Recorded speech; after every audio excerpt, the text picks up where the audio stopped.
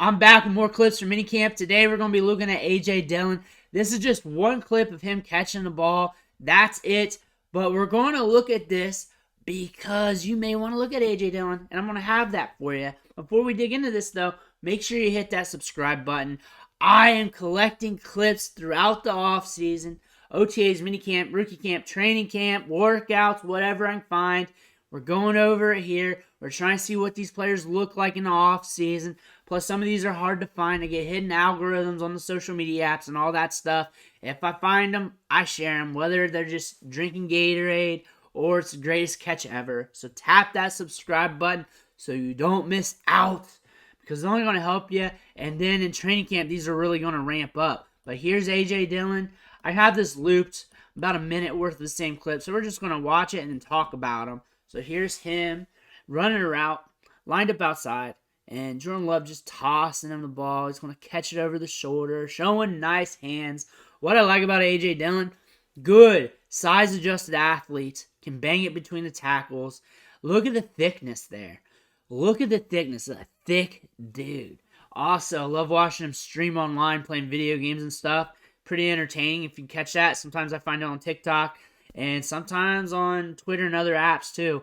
So he's a pretty cool dude. Responds to you too. He responds to you. He did not hit expectations for fantasy last year. That being said, he is going very cheap in drafts, especially in best ball drafts and underdog.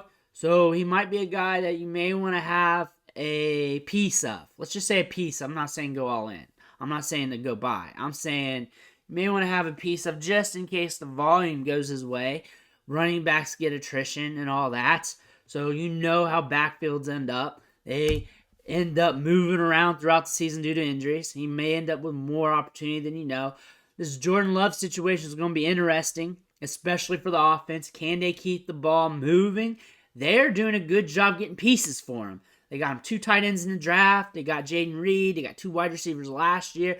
The transition here, they're trying to make it as smooth as possible, as cheap as possible, because they're not bringing in any big-name wide receivers, but they are using draft capital, and they're not overextending themselves where they're hurting themselves either.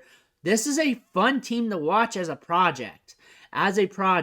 Packers fans will probably be in the comments letting you know that. This is going to be a fun team to watch just to see what happens. Good litmus test here. As we're moving on from Aaron Rodgers, we got 2 good running backs still. We got 2 new tight ends.